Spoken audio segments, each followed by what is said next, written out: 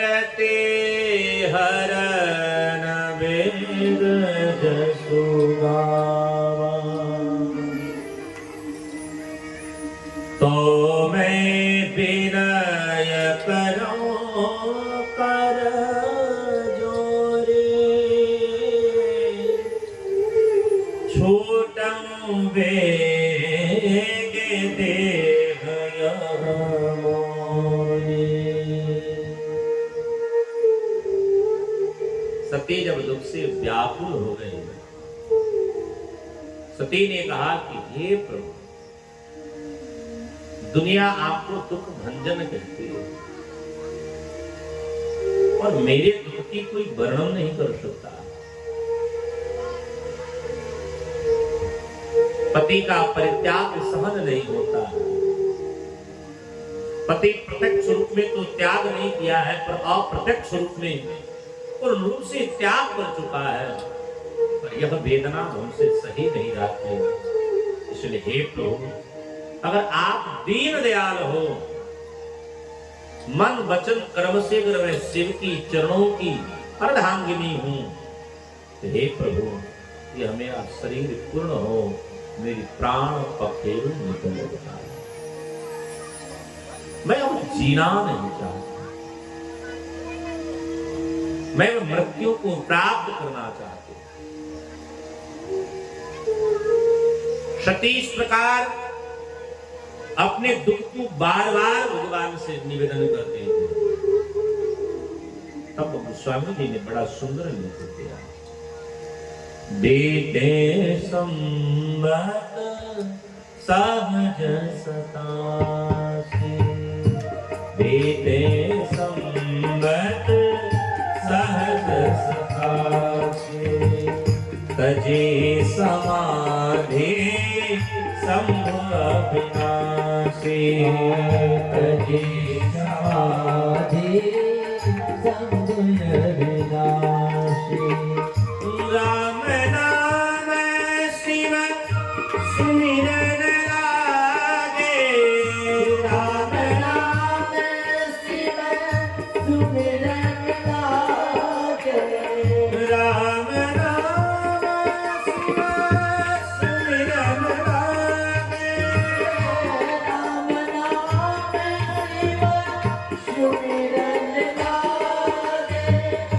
जाने सती जगत पति जागे, जाने सती जगत पति जागे, बीते संबत सहज सतासी, बीते संबत सहज।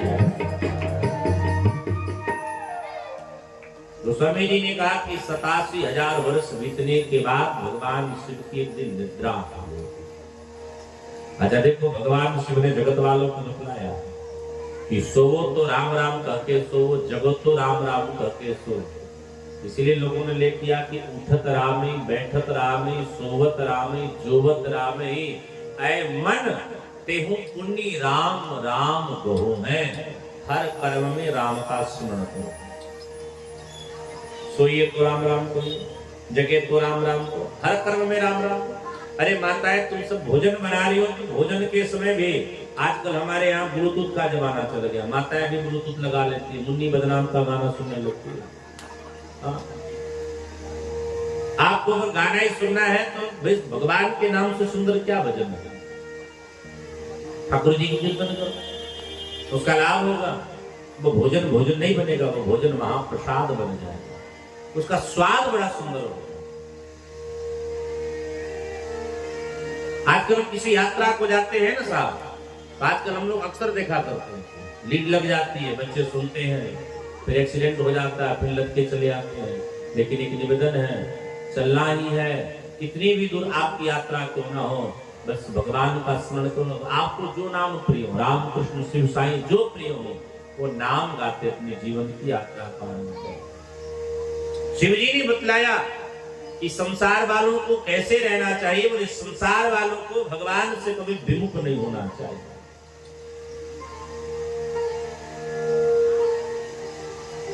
भगवान शिव जब राम नाम का संकीर्तन जय घोष करते हैं, सती प्रसन्न से होते हैं। तो सती हाथ में आरती की थाली ली है, समाधि से उठे भगवान शिव स्वरूप अपने पति की आरती करने जा रही थी।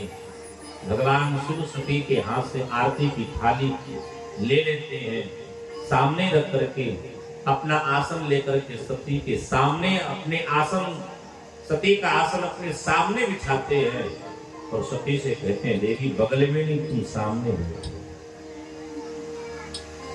सती समझ गई। सती को पूर्ण विश्वास हो गया कि पति ने पूर्ण रूप से हमारा त्याग कर दिया।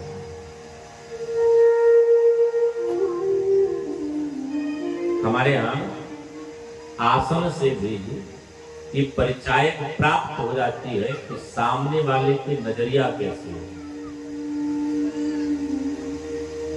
सामने किसको बिठलाया जाता है? बोले सामने अपनी माँ को बिठलाया जाता है। बाम भाग किसको बिठलाया जाता है? बोले बाम भाग में, ऐसे तो बाम भाग में बहन और बेटी का स्थान है, लेकिन गुरु की पांव प्रक्षालन करना हो तो पत्नी का स्थान हो जाता है।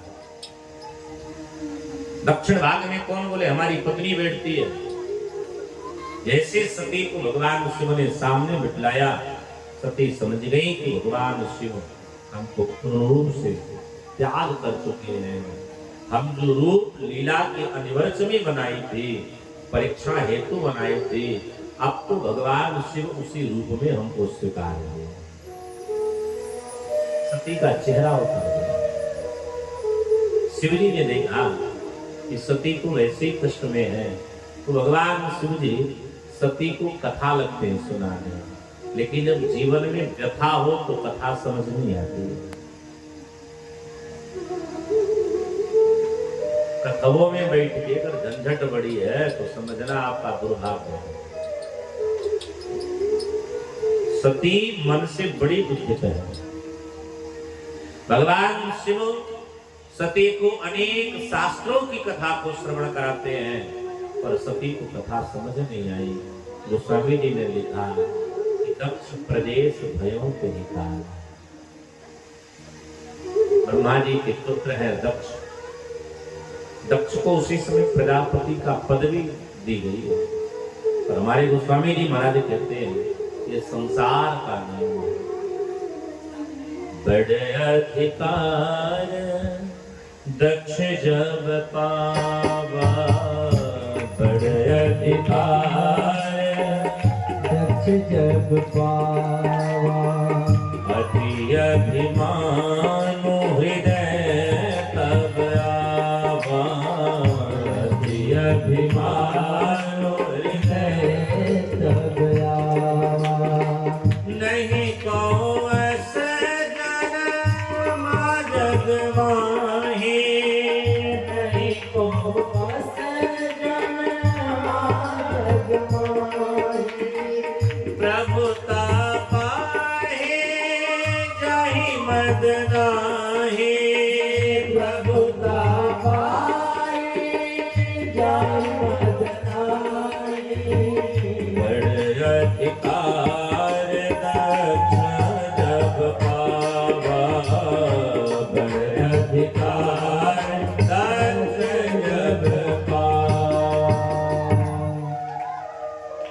गोस्वामी तुलसीदास जी महाराज जी कहते हैं कि दक्ष को प्रजापति की पदवी सौंपी गई है। अच्छा देखो, आपको भगवान ने संपत्ति दी हो, सब जोड़ से बोलिए जय सिया राम, और जोड़ से बोलिए, जो ना बोले जोड़ से जय सिया राम, एक नंबर का नमक हराम। जोड़ से बोलो भैया जय सिया राम। आपको परमात्मा अगर संपत्ति दें, अगर आपको अभिमान न हो तो समझ जाना भगवान की विशेष कृपा है। अगर परमात्मा ने आपको संपत्ति दी है और अगर आपको अभिमान कूट करके भर गया, तो फिर आपको यही समझना चाहिए भगवान आपसे प्रेम नहीं कर रहे हैं, बस अपना झंझट दूर कर रहे हैं। इसलिए नीति कहती है कि जीवन में कितनी भी संपत्ति क्यों ना हो जाए, पर प्रेम तो आपको होना ही चाहिए। हमारे यहाँ लेख है कि जीवन कैसे जिए। बोले जीवन अगर जीना हो तो किसी फलदार वृक्ष से सीखिए। संपत्ति अगर आपके पास आ गई है, अगर आपको अभिमान आ गया, तो फिर कहां से सीख लीजिए? किसी फलदार वृक्ष से सीख लीजिए। किसी नगर में एक राजा के राज्य में एक ब्राह्मण रहा करते थे। ब्राह्मण बड़े ही गरीब, इतने गरीब थे कि अपने बच्चों के लालन पालन की वो व्यवस्था नहीं कर पा रहे थे। पंडित जी के जितने बच्चे थे, पंडित जी के सामने भूख से तड़पने लगे। पंडित जी ने अपने मन में विचार किया कि फिर मुझे रहने का क्या मतलब है जब मेरे बच्चे मेरे सामने भूख से तड़प रहे हैं। बड़े गौर से सुनना, तो पंडित जी अपनी प्राण त्यागने के लिए जंगल में निकल पड़े। चलते गए, सोच रहे थे किसी घनघोर जंगल में मरूंगा ताकि मेरे मृतक शरीर को भी मेरे बच्चे न पा पावे।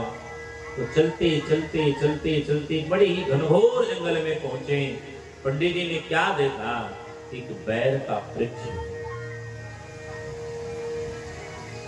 बैर के वृक्ष पर बड़े सुंदर सुंदर बैर के पुष्प फल लगे थे। पंडित जी ने विचार किया, अब तो मैं मरने के लिए आया हूं, तो भूख से क्यों मरूं, थोड़ा बैर खातू हूं। और से सुनना, पंडित जी ने कंकड़ लिया और ऐसे बैर वृक्ष पर दे मारा, तो बैर वृक्ष से 2-4 फल गिरे। पंडित जी ने जब फल को पाया तो पंडित जी का पेट भर गया। तो पंडित जी के मन में एक लालच आ गई कि चलो मरने से पहले मैं अपने बच्चों का भी पेट भर दूं, ये बैर ही खिला करके पेट भरूं। पंडित जी को पता नहीं था कि जिस राजा के राज्य में वे रहते हैं, यह उस राजा का बड़ा प्रिय बगिया है। पंडित जी एकदम बड़े प्रेम के साथ, क्योंकि एक कंकड़ मारते थे, बहुत सारा बैर का फल गिरता था, तो पंडित जी कंकड़ पे कंकड़ चलाने लगे, कंकड़ पे कंकड़ मारने लगे। उसी समय राजा अपने मंत्रियों के साथ उस बगिया में भ्रमण कर रहा था। अचानक पंडित जी के द्वारा चलाई हुई एक कंकड़ राजा के सर में लग गई। राजा का सर फूट गया, खून निकलने लगा। सैनिक दौड़ने लगे। सैनिकों ने कहा, पकड़ो, मारो, पीटो, किसने महाराज के ऊपर हमला करी है। पंडित जी को कछ नहीं पता है। पंडित जी बेधड़क एकदम कंकड़ पे कंकड़ चलाए जा रहे हैं। एक सैनिक आकर के कहा, क्यों पंडित, कंकड़ तुमने चलाई? पंडित जी बोले, हाँ। सैनिक ने कहा, पकड़ो, यही हत्यारा है, इसी ने हमला किया। पंडित जी अवाक रह गए। राजा के सामने मंत्रियों ने कहा, महाराज, यह ब्राह्मण आपके ऊपर कंकड़ चलाया, इस ब्राह्मण को तो प्राण दंड देना उचित है। राजा ने कहा, तत्काल इसको फांसी पर चढ़ा। फांसी का फंदा तैयार हुआ। पंडित जी हंसने लगे। राजा बोला, किसी भी न्यायपालिका में ऐसा उल्लेख नहीं है कि किसी पागल को फांसी पर चढ़ाया जाए। राजा ने कहा कि मौत के भय से यह पंडित पागल हो गया है, इसलिए से फांसी के फंदे से नीचे उतारो। पंडित बोले, राजन, मैं पागल नहीं हूं, मैं तेरी सोच पे मैं हंस रहा हूं, मैं पागल नहीं हूं। बड़े ध्यान से सुना, मैं तेरी छोटी सी सोच पर मैं हंस रहा हूं। अरे राजन, तू मुझे एक बार नहीं 10 बार फांसी की सजा दे दे, मैं पागल होने वाला हूं। राजा ने कहा, क्यों हंस रहे हैं? पंडित जी बोले कि मैं तेरे और उस बैर के वृक्ष की मैं तुलना कर रहा हूं, और उस तुलना में तुमसे ज्यादा कोमल हृदय वाला अगर कोई है तो बैर का वृक्ष है।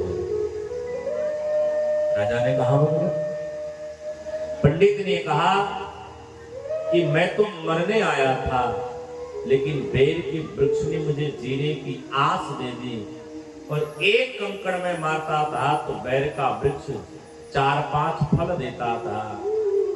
अरे पगले, तुझको तो भूलवश एक कंकड़ लग गई तो तू मेरी प्राण दंड दे दिया, और तुमसे तो अच्छा वो बैर का वृक्ष है कि ना जाने में कितना कंकड़ मारा, लेकिन प्रत्येक कंकड़ के प्रति वो मुझे फल ही प्रदान करता था। राजा पंडित के चरणों में लेट गया, तो राजा ने पंडित से कहा कि जीवन कैसे जीना चाहिए। सब बड़े ध्यान से सुनना, मेरी प्रार्थना है, अभिमान कभी मत करना। राजा से पंडित ने कहा, राजन, अगर जीवन जीना सही जानते हो, अगर तुम्हें सीख नहीं है तो फलदार वृक्ष से सीख लेना कि वृक्ष में जैसे ही फल लगते हैं सारी की सारी डालियां नीचे झुक जाती हैं। नीति कहती है, प्रियजनों, आपके पास अगर परमात्मा संपत्ति दें तो आपके अंदर झुकाव होनी चाहिए, नम्रता और बढ़ जानी चाहिए, विनम्रताएं और हो जानी चाहिए।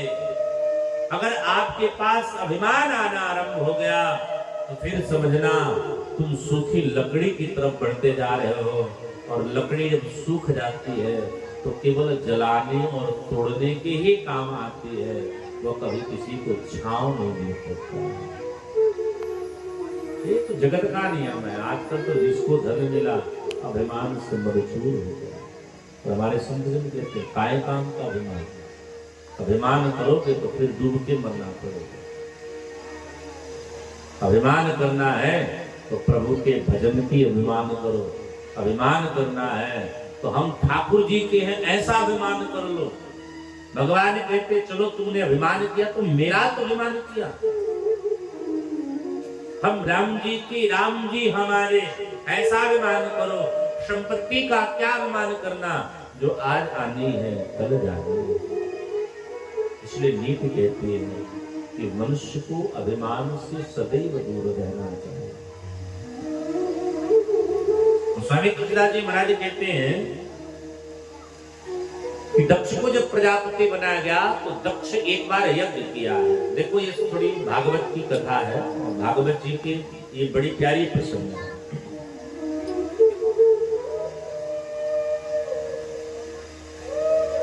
दक्ष ने यज्ञ किया, जिस यज्ञ का नाम है बृहस्पतिस्थ यज्ञ।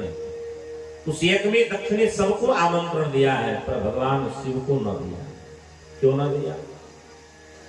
क्योंकि जब दक्ष को प्रजापति की पदवी दी गई तो जब दक्ष आया तो सब लोग खड़े होकर के सम्मानित किए। 3 लोग ना खड़े हुए, एक भगवान ब्रह्मा, एक भगवान नारायण और एक भगवान भोलेनाथ। तो चूंकि ब्रह्मा जी दक्ष के पिताश्री हैं, नारायण इसके पिताश्री के इष्ट हैं, और शिव जी कौन है, बोले दक्ष के दामाद हैं। तो दक्ष को बुरा लग गया, सब खड़े भय हैं लेकिन मेरा दामाद न खड़ा है। दक्ष ने भगवान शिव को लक्ष्य बना करके गाली देना आरंभ कर दिया कि अयं तु लोकपाला राम यशभ्रो निरपत्रपः सद्भीरा चरितायेन पंथायेन दूषिता। अरे सब ध्यान से सुनो, मैं कौन हूं? मैं तो लोकपाल हूं। क्या ये शिव को नहीं पता है? कैसे पता चलेगा? इसकी तो आसन ही शमशान घाट में लगती है। इसके मित्र कौन है? बोले भूत प्रेत इसके मित्र हैं। अरे मेरा तो दुर्भाग्य है कि ऐसे बंदर के समान नित्य वाले के साथ मैं अपनी मृगलोचनी बिटिया का विवाह कर दिया। दक्ष ने 3 बातें कही, एक शमशान घाट, एक भूत, एक प्रेत। इस तीनों की भाव बड़े ध्यान से सुनना। शमशान किसको कहते हैं? बोले शमशान कहते हैं जहां सबको बराबर आसन दिया है। यहाँ 3 प्रकार का आसन है। हम लोग जहां बैठे हैं 3 प्रकार का आसन है। मेरा सबसे ऊपर आसन है, या के बाद हमारे सहयोगी जनों का आसन है, या के बाद आप बैठे हो। हम यहाँ बराबरी की बात करें तो कहाँ हो सकती है?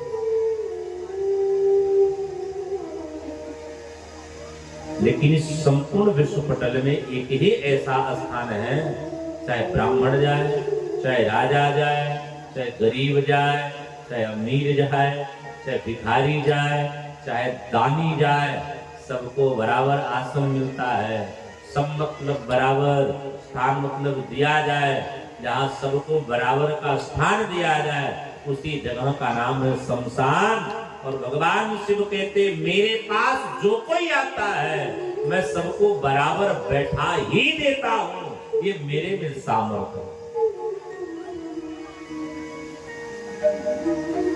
उसने कहा कि ये भूत के साथ रहते, तो भूतकाल शास्त्रों ने कहा ना भूतो न भविष्यति, जो है ना होगा वही भूत है। प्रेत कौन है? बोले प्रकर्षणेर इतोगता इतो प्रेता। प्रेत को वेदांत ने मुक्ति कहा है, जो सदा सर्वदा मुक्त हो जाए, शास्त्र से ही मुक्ति प्रेत कहता है। अर्थात शिव का जो सानिध्य प्राप्त कर लेता है वो सदैव मुक्ति को प्राप्त कर जाता है। शिव जी हंसने लगे। शिव जी बोले भैया ससुरारी में दही चूरा मिलता है तो ससुरारी में थोड़ा करवाहट नमक गाली रूप में भी मिल जाता है। तो चलो हमारी सासु जी नहीं गरियाई थी तो क्या हुआ, हमारे ससुर जी गरियाई थी।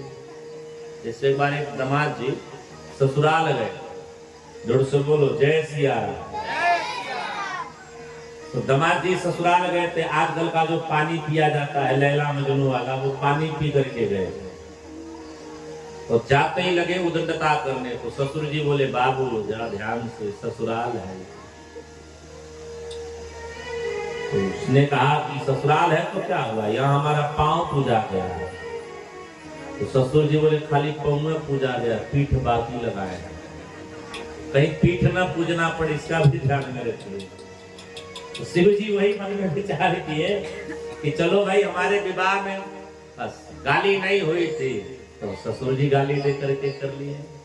लेकिन ध्यान से सुनना, दक्ष ने भगवान शिव से वैर किया और दक्ष ने एक यज्ञ किया है। जगत में कोई ऐसी पूजा नहीं है, अगर उस पूजा में भगवान शिव का स्थान न दिया जाए तो पूजा सफल नहीं होता है।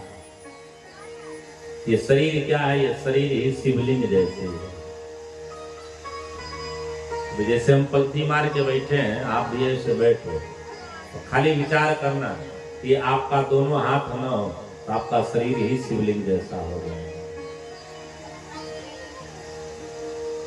ये शिवलिंग, ये पांव आपका जो आगे बैठा है वो अर्घ। हमारा हर जीवन शिव स्वरूप है। जगत में कोई भी यज्ञ करो, यज्ञ का तात्पर्य होता है सबको सम्मान देना। लेकिन दक्ष ने जो यज्ञ किया है उस यज्ञ में भगवान शिव का कहीं भी स्थान नहीं दिया। सती बिलो के व्योम विमाना, सती बिलो के व्योम विमाना, जाते चले सुंदर विधिनाना, जाते चले सुंदर विधिनाना। सती जी ने देखा कि भगवान शिव कथा कह रहे हैं और उसी समय अनेक प्रकार की विमान जा रहे। विमानों की गड़गड़ाहट से शरीर सती का मन कथा में नहीं लगा। तो सती दौड़ करके देवता के पास गई और देवता से बोले तुम कहाँ जा रहे हो? देवता ने कहा मैया तो को नहीं पता। सती ने कहा नहीं। तो देवता ने कहा कि अरे मैया तेरे पिताजी यज्ञ कर रहे हैं और उस यज्ञ में हम जा रहे हैं भाग लेने। क्या तुझे निमंत्रण नहीं दिया? सती ने कहा दिया जरूर होगे, शायद हमको पता नहीं होगी। तो गोस्वामी जी महाराज कहते हैं सती बिलोके व्योम विमाना, सती बिलोके व्योम विमाना, जाते चले सुंदर विधिनाना, जाते चले सुंदर विधिनाना, पति पर त्यागे हृदय दुख भारे, पति पर त्यागे हृदय दुख भारी, कमाई न निज अपराध विचारे, कमाई न निज अपराध विचारी, सती बिलोके व्योम विमाना, सती बिलोके व्योम विमाना।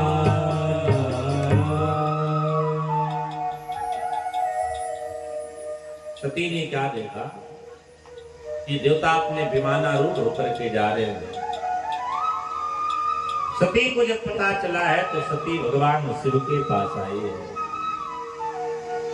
और सती भगवान शिव से कहती है प्रजापतिस्ते ससुरस्य सांप्रतम् निर्यापितो यज्ञ महोत्सव वयं च तत्राभिसरामते।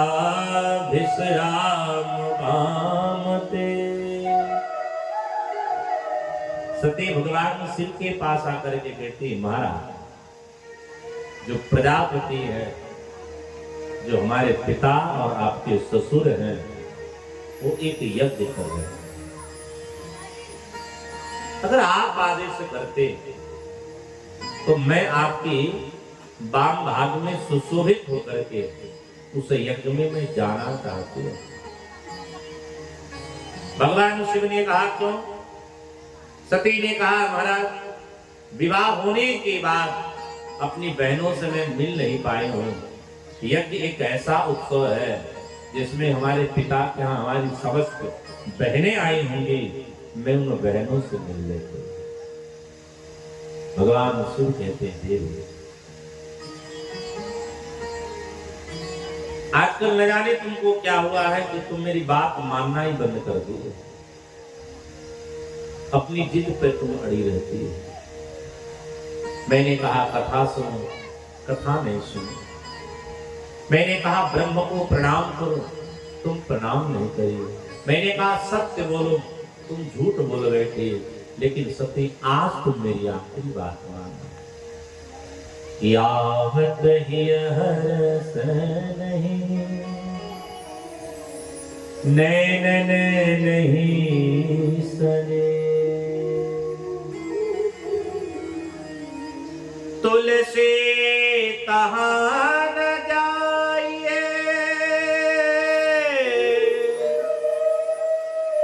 चाहे कंचन बरसत में। भगवान शिव कहते हैं कि हे सती वहां कदाप नहीं जानी चाहिए। आप वहीं जाओ और सामने वाले के हृदय में आपको देख करके प्रसन्नता करना हो तो उस स्थान पर कभी नहीं जाना चाहिए। सती यद्यपि मैं ये नहीं कहूंगा कि यद्यपि मित्र प्रभु पितु गुरु यद्यपि मित्र प्रभु पितु गुरु यद्यपि मित्र प्रभु पितु गुरु यद्यपि मित्र प्रभु पितु गुरु जाइए बिन बोले न संदेह, जाइए बिन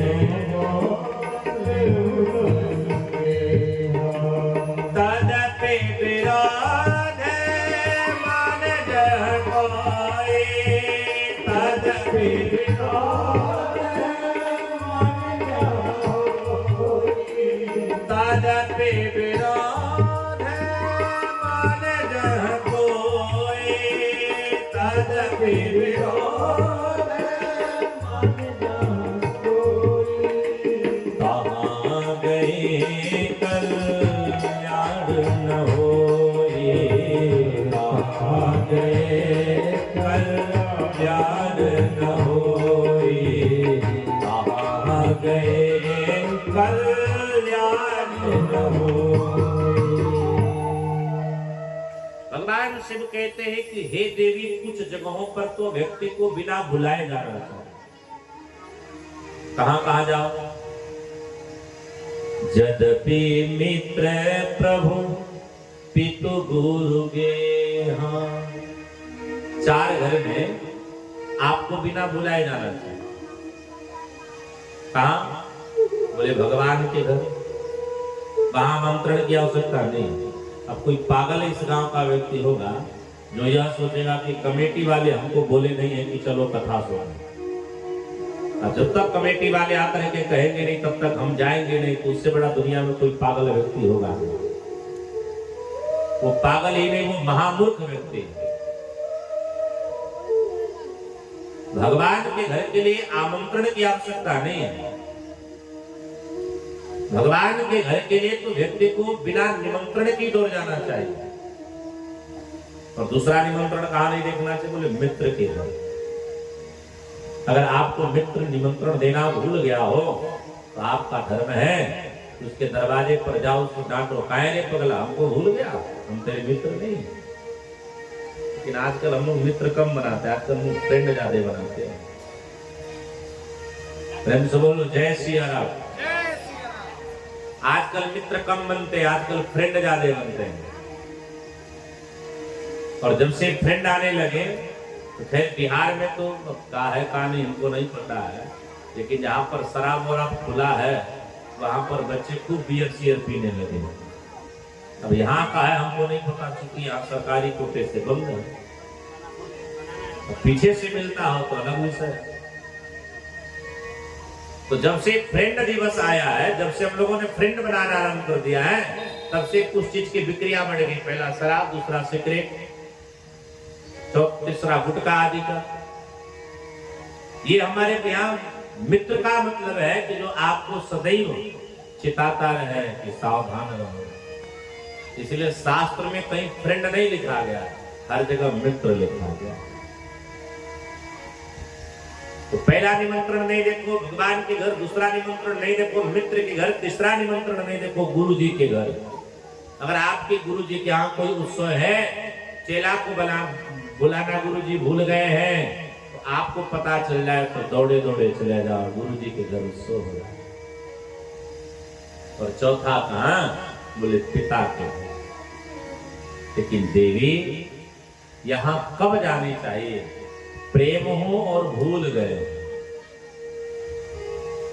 इनमें से दो जगह को छोड़ करके, पहला भगवान का घर, दूसरा गुरु का घर, इन दो जगह को छोड़ करके अगर दो घर में मित्र के घर, पिता के घर अगर प्रेम ना हो, खटपट हो, तुम्हें बुलाए ना हो, तो वहां सोने की बरसात क्यों ना हो रही हो, वहां जाना हितैषी नहीं, हितकारी नहीं। सती मेरी बात अब तो मान ले। सती मन में सोची, 3 बार नहीं मानी तो इतनी परेशान हूं, एक बार और नहीं मानूंगी तो शरीर ही तो पूरा होगा। सती ने कहा नहीं मानूंगा, मैं क्यों जाऊं। भगवान शिव बार बार समझाए, सती जब नहीं मानी, सती जब जाने लगी है, तो देखो भगवान से सती डर भी रही है। इसीलिए दरवाजे पर जा रही है, बाहर अंदर आ रही है, बाहर अंदर, अंदर बाहर, बाहर अंदर, अंदर बाहर। कई बार ऐसे होने लगी तो एक सती कई रूप में दिखलाई पड़ने लगी। भगवान शिव कहते तुम्हें आने की जरूरत नहीं, तुम चली जाओ। तो दिए मुख्य गण संघ तब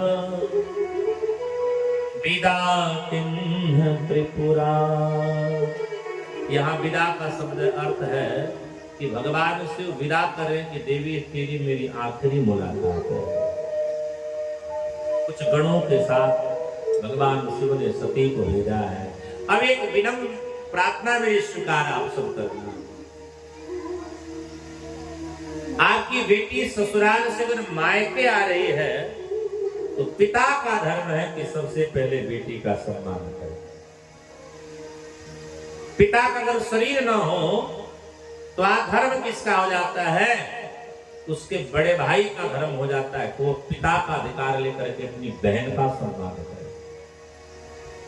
तो स्वामी जी ने लिख दिया, पिता भवन जब गई भवानी, पिता भवन जब गई भवानी, दक्षता से का हुन सनमानी, दक्षता से का हुन सनमानी, सादर भले मिली माता, सादर भले